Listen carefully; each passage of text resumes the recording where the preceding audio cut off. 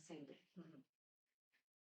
Bueno, acabo de atopar outro poemario aquí entre os libros á venta na librería Pelayo. Este é de Lupe Gómez e titúlase Sílabas da peste. Foi premio Miguel González Garcés de Poesía no 2020.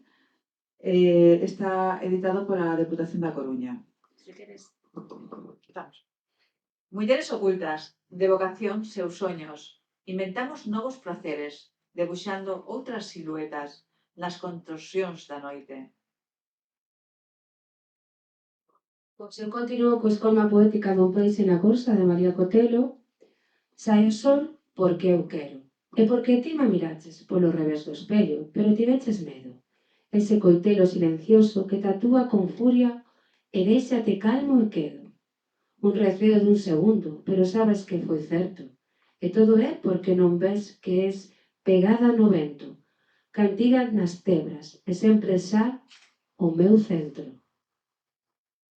Precioso tamén. Sí, a verdade que escribe moi ben.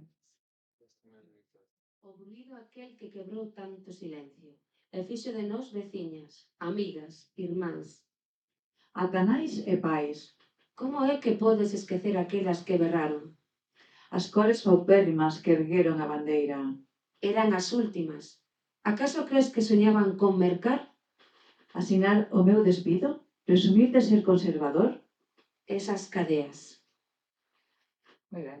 E de Contra a Natura, de, como dixemos antes, de Daniela Soleil.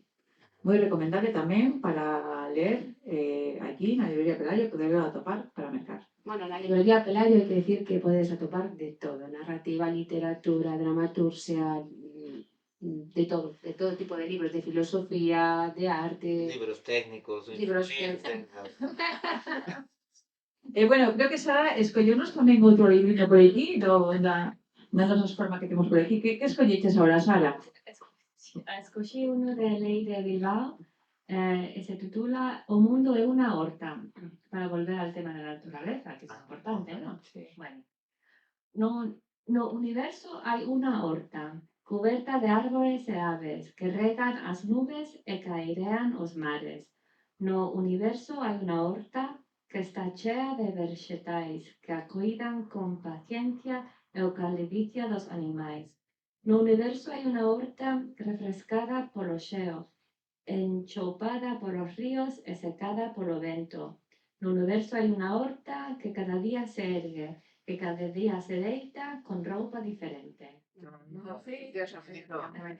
Bueno, pues moitas gracias a todos por Saras, moitas gracias por vir a este ciclo, a esta terceira semana de lecturas de poesía en galego. Espero que disfrutarades no momento, que pasarlo ben. Moitas gracias a ti, Rocío, por invitarnos a estas jornadas de poesía, que esperamos pues, estar noutras se se pode, que estaremos. Pues moitas grazas. A vos, gracias.